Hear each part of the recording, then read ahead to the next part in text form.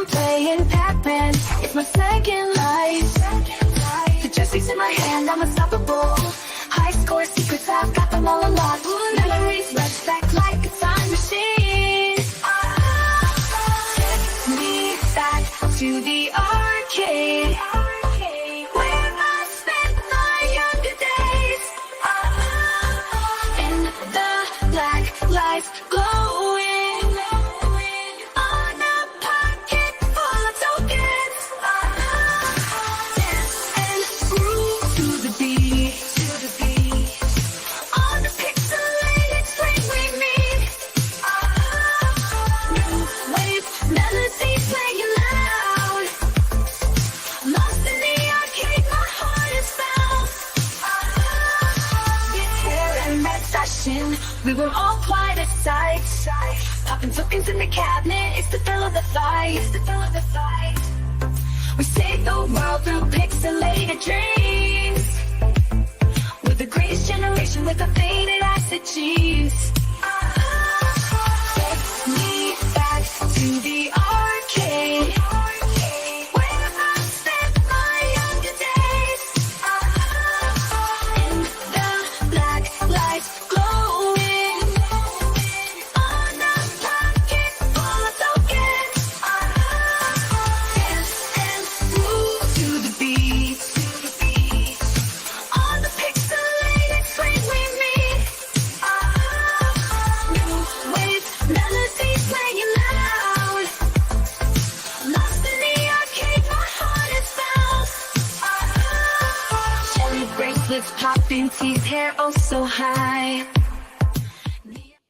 Well, hello, everybody.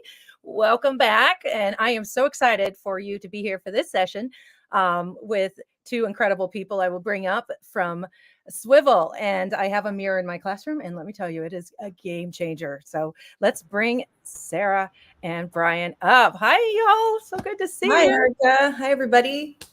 Tell us where you're at. I know you're in Hollywood, correct? I am in West Hollywood, California, live. Nice. Very nice. And Brian, where do you hail from? I'm in upstate New York, the much less sunny version, but still a good place to be.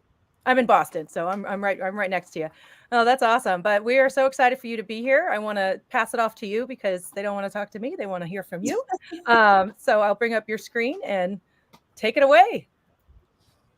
Well, hi, everyone. We are so excited to be here today helping to kick off Week of AI. We've been really glad to be involved in all of the really fun stuff that has been planned leading up to this moment. And it's such an important moment in the development of an incorporation of AI, I think, in educational history. And we're really excited to be a part of what it is now and what is to come as we are all along on this journey together. So I'm Sara Candela. I am the community manager for Swivl. And with me is Brian Lamb. You can introduce yourself if you want, but he's our CEO and co-founder. And we're going to talk about Mirror, which is our new product.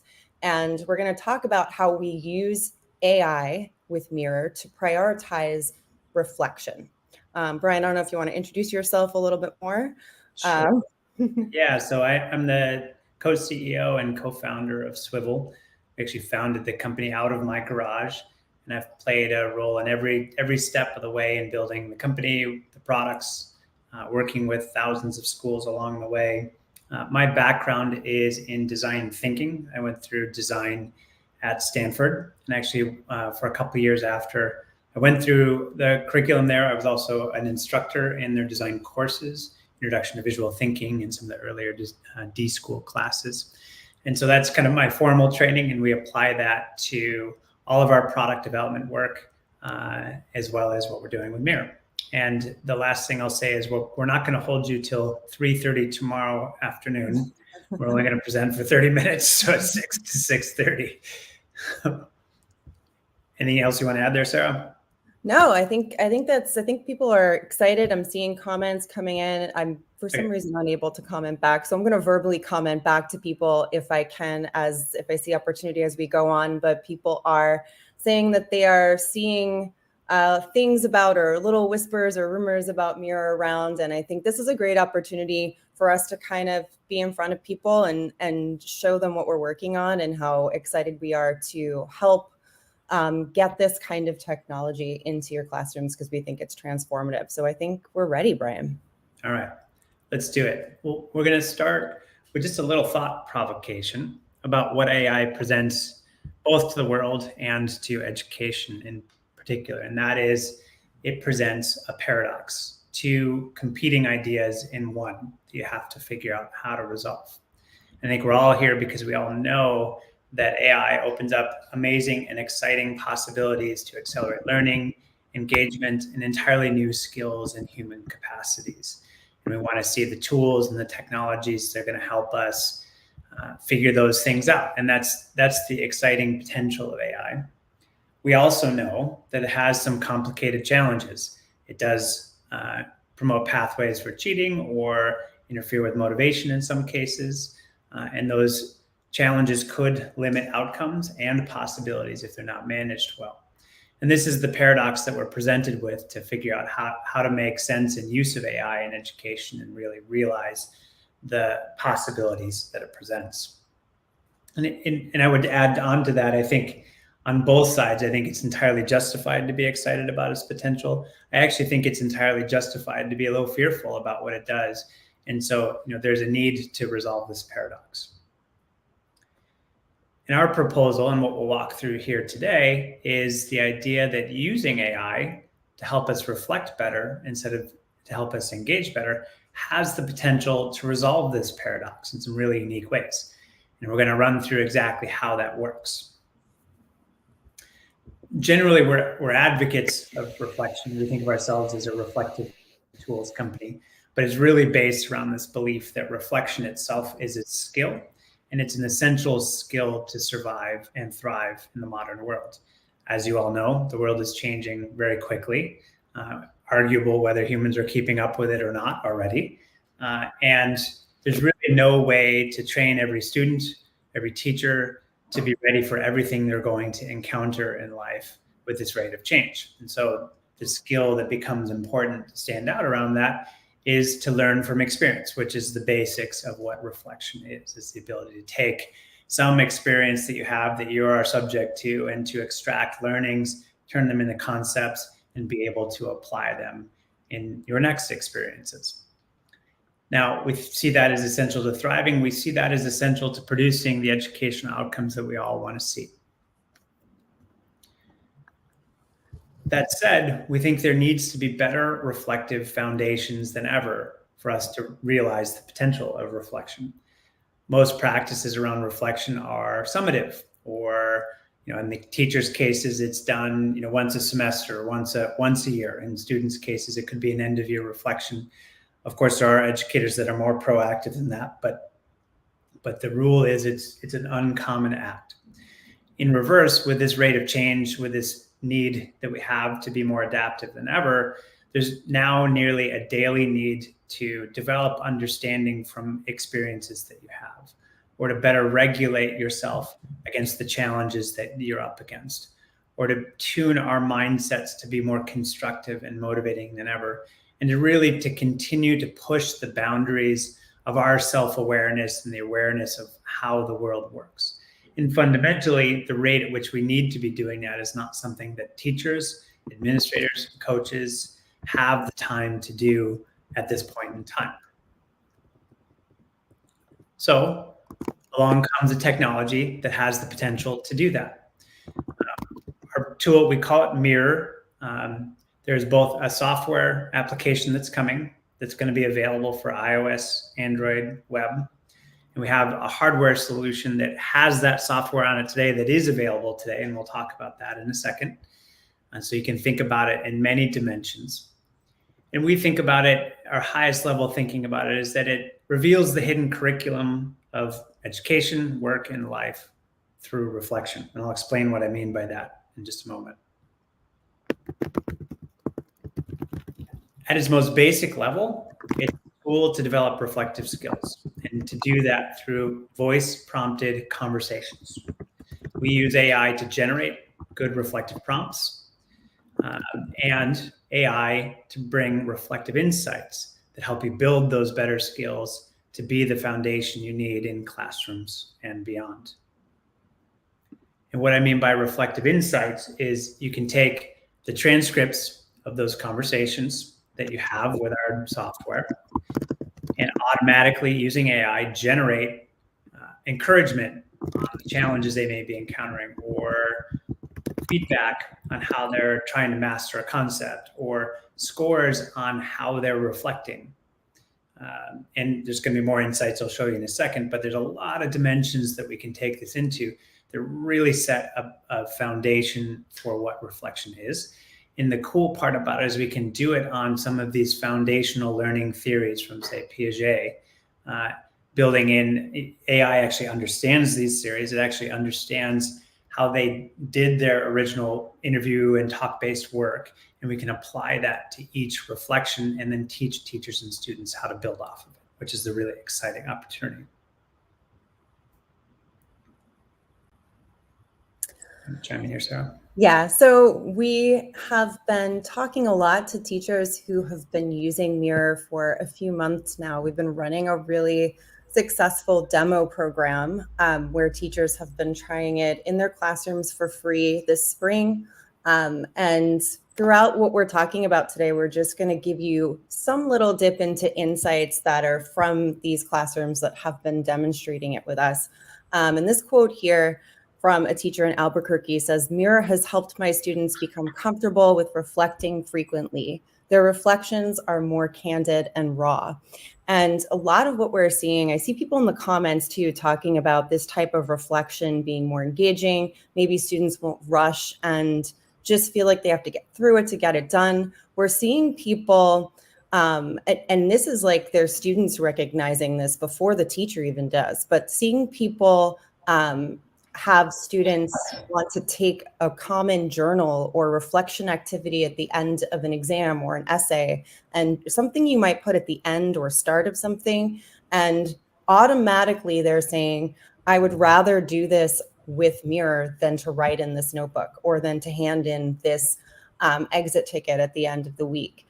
So we're seeing more and more that as teachers introduce it, students are stepping forward and saying themselves, hey, can I use this instead? And so that we're being more engaging is one thing, but also I think they're finding a value in how we're implementing AI to kind of make it feel relatable and make it feel like they can be more open and comfortable in speaking their mind, no matter what they're reflecting on and what level, what grade, what age. They can speak to something that essentially is helping their teacher to get the best out of them. If I feel like I don't want to go up to my teacher, if Brian's my teacher and I don't want to reflect openly in front of him, but I know I want to get my kids to have a spoken dialogue, maybe this is a gateway into helping them open a little bit more. And that's part of what we're seeing. And if you think about it, that really does very naturally replace a journaling activity, which can seem like something we can easily forget about, right? And push to the side. But with the mirror in the room, it takes you into the experience and makes you not want to forget, oh yeah, I need to think about what I'm doing. I need to think about my work. I need to reflect about what my experiences are in order to get to the next level of thinking.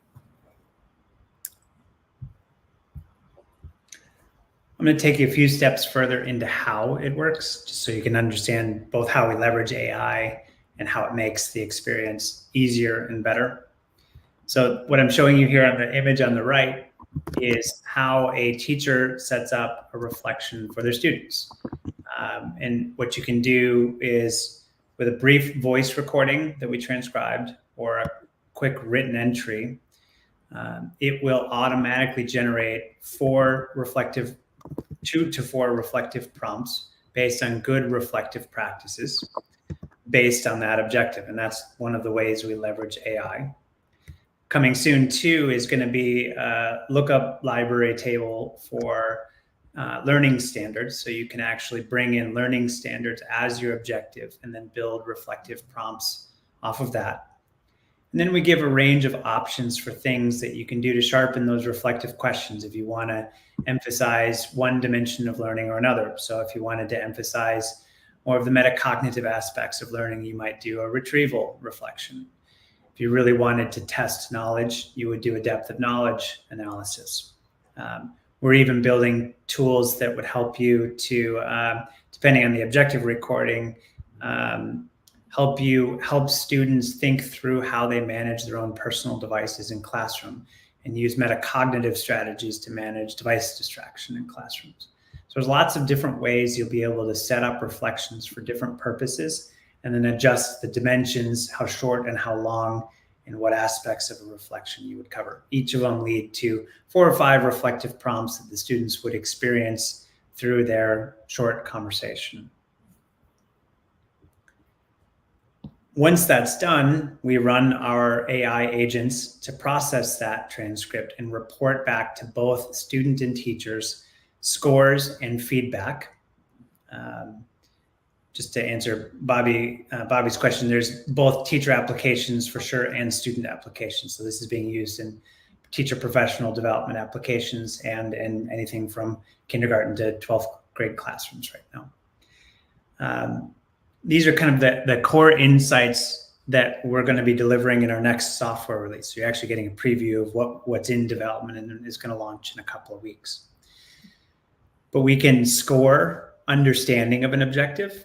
So you can think of that score or percentage as almost an alternative to, say, a poll or survey, where you would present a multiple choice question. This will provide you a slightly more nuanced view of how knowledge is getting constructed. And I'll show you how that happens on the next slide. But generally speaking, you can report on understanding of concepts in a response to reflections. The other 2 dimensions that we're evaluating are zone, how close or far is that student from working in the proximal zone of development based on how they're talking about their work, and things that you could do as an educator to dial up or dial back the challenge based on whatever that tells you. It also reports on student mindset. And so it's bringing together both student sentiments as well as student motivation into a report to give you a sense of where the student is at and what you need to do to either get them to more constructive spaces, get them to more positive spaces, or vice versa. So it gives you this complete profile to see. And then under each statistic, there's teacher feedback of what it means and how to interpret that score. And when you assign students in, you'll directly give feedback to students on their understanding, on their zone, and their mindset. And it actually starts to teach them how to manage those things directly. And this is where we get into the value of essentially automating the development of reflective skills, is you can give so much more feedback so much more regularly that it really can start to develop these skills that we want to see students have. Now, the foundations of how we report on understanding are based on constructivist ideas. Or you could also compare this to a depth of knowledge assessment, generally speaking. But we break their understanding of an objective down into 3 scores, and that's what the average of which is the top line score. And we score their ability to, at a basic level, recall the experiences that they just went through. Can they narrate out what happened in some level of detail, which as a basis for constructing knowledge is pretty important. If you can't remember it, you're not going to learn it. Then we get into evaluating how they're constructing knowledge on that experience, which would include how they're categorizing and classifying the experience, as well as exploring their feelings around that, which is part of how they construct knowledge. And the third dimension is, are they synthesizing and transforming those pieces of knowledge into concepts that they can apply? What it turns into and it comes with feedback on how to use that. So a teacher doesn't necessarily need to know all of the dimensions of these theories, but what it gives you is a new way of looking at student understanding and help you decide what to do next. So if a student's struggling with recall, you focus on things that, whether it's direct instruction, spaced repetition, or maybe even some memorization tasks, would apply to make sure a student remembers the experience to build knowledge from. If they're struggling with construct, you would focus on categorization and classification tasks. And if a student is struggling with transform, you focus on projects and applications of knowledge that help them really cement their learning. And so it gives you this, by breaking it out in these 3 dimensions, you can actually start to decide what your next instructional steps are based on where students are thriving and where they're struggling within these understanding dimensions. A few last dimensions of it, and this gets into why we call it revealing the hidden curriculum. One is between the objective and what the student is saying, we can actually identify where learning gaps are occurring, where they might be missing some fundamental concepts that would help them on the current task. We also can help them identify life lessons and self-regulatory lessons that they need to know to expand their awareness of who they are and what they're capable of. And one of the cool things we're going to be doing is, as we identify these hidden lessons, so to speak, we're going to be building out our own database of these hidden lessons in a curriculum that you can access and use for instructional applications with your students, generally speaking. So we're going to be generating a new kind of curriculum through the use of the tool. I just saw Makisha's question. We do not do anything with facial recognition. Just to be fair, all of it is based on words in transcript, and all of it's been stripped of personally identifiable information. And so we don't get into facial recognition and any of the privacy concerns that come along with that. We may eventually, but it would only be when schools explicitly opt into that and want to use that technology, and not when it's done kind of in the background. This is all just done based on word choices.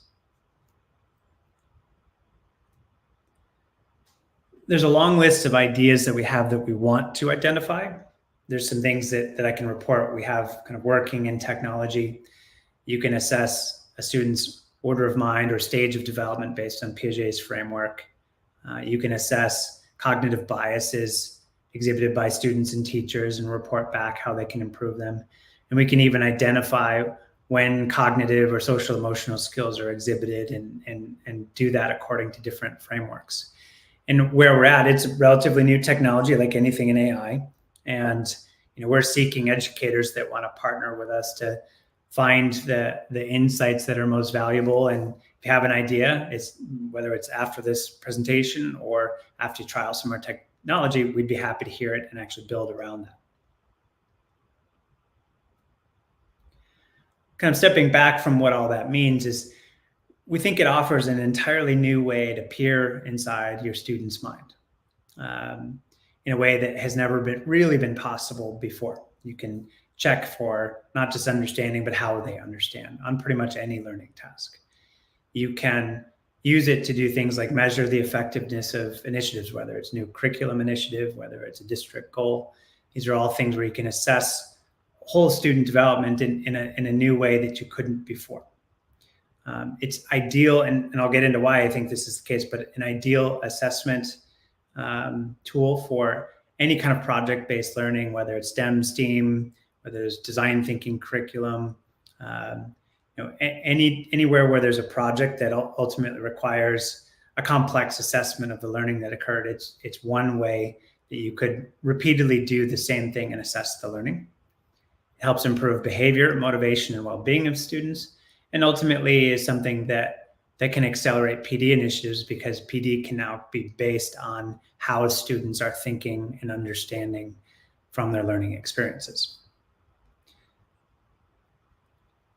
I'll let Sarah chime in here with a few other user thoughts.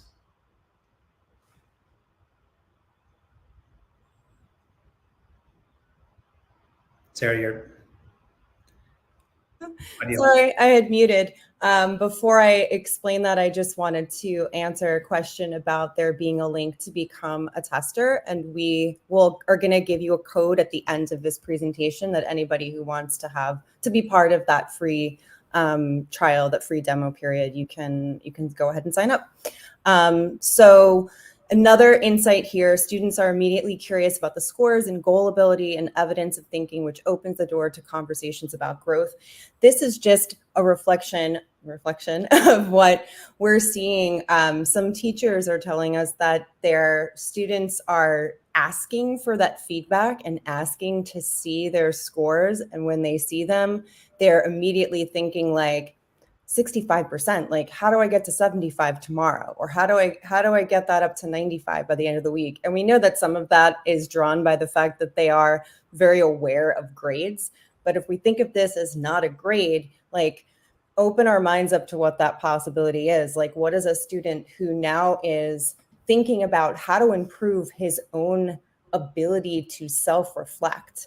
How does that kind of transform the more he uses something like Mirror? And what does that do to, like, how is he reflecting in March versus at the end of the school year?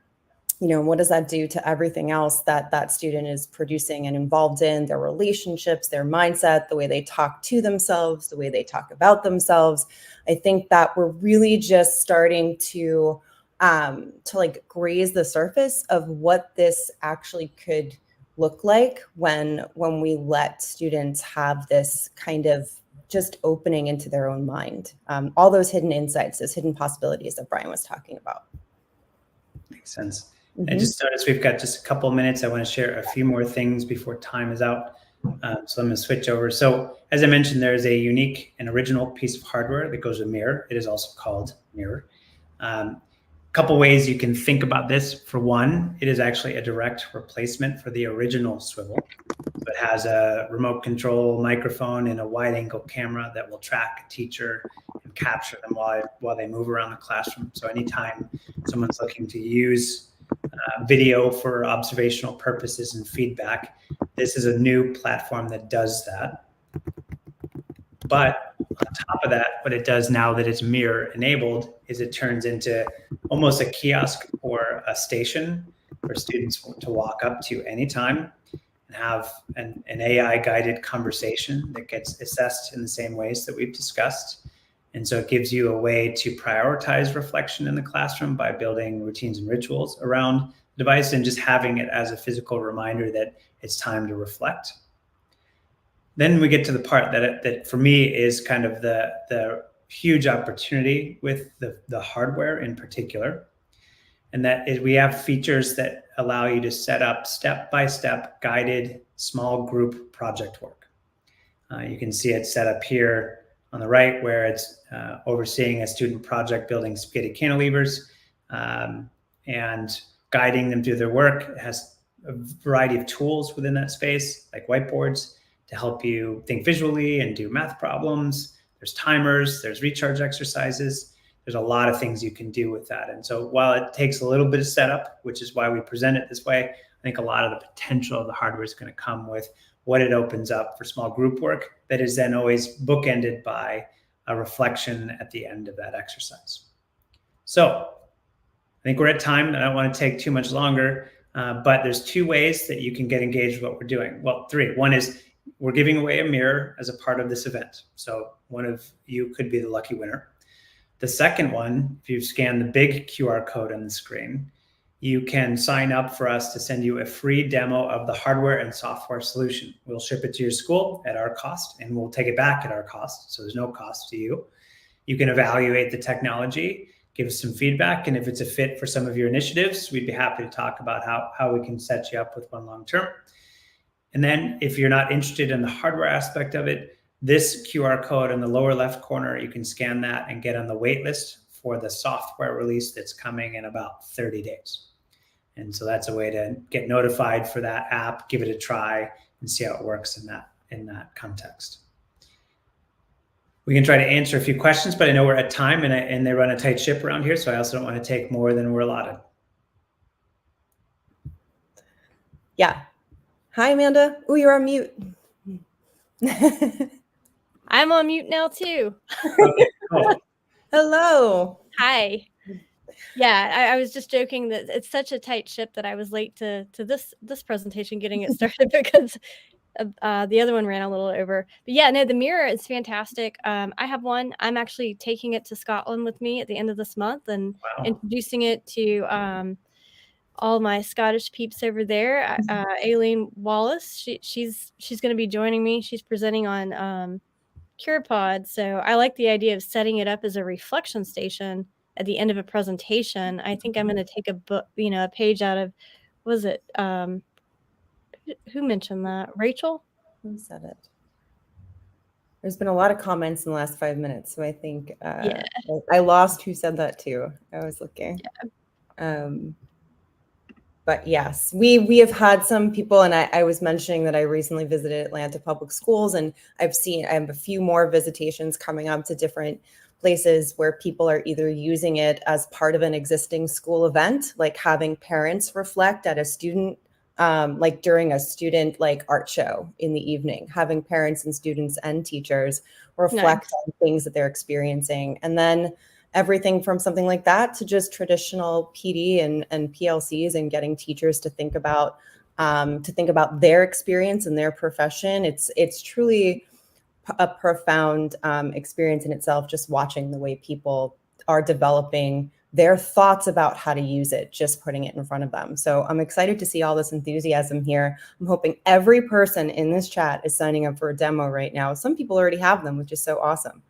But I know I could just keep riffing, Amanda, if you don't kick me out of here. So Yeah, I'm gonna have to bring it to a close. So if I don't know how you guys plan on giving the mirror away. okay. So we're gonna, so anybody that is in attendance here is up for winning a mirror and some of our newest swag, which is some cool stickers that say all sorts of fun look in the mirror type phrases that you can put on stuff. So I will be checking the attendee list here. Most names I think I got, and we'll be announcing it on Twitter. You can see my name there is Candela9 on Twitter. If you don't follow me already, you can follow me or follow Swivl, and we will announce the winner. I don't know when, a couple days, end of week. Wait till the end of the week. In other words, go follow them on Twitter and go follow us on Twitter and see all the goodness and opportunities that are there. And Amanda is gonna whisk you off to the next session. But thanks, everybody. Thank you. So now we have 3 breakout sessions. We have Shanna Rahman, Aaron Maurer, and James Abella, who are present. I believe. Nope. I got that wrong. I'm reading from the bios, not the schedule. Ignore that. But there are 3. Take your pick. Go to your next breakout. Obviously, my 6:31 starting a little bit late. So if you're still here, feel free to move with me. Thank you, guys. I definitely am going to unpack a little bit of strategy for the Scotland trip with you. And, stay tuned with Swivl. Follow them on socials. Stalk them and find out who will be the lucky winner. Yeah, stalk them. Yeah. All right. Have a great conference, everybody. All right. Thanks. Bye. See you in a bit.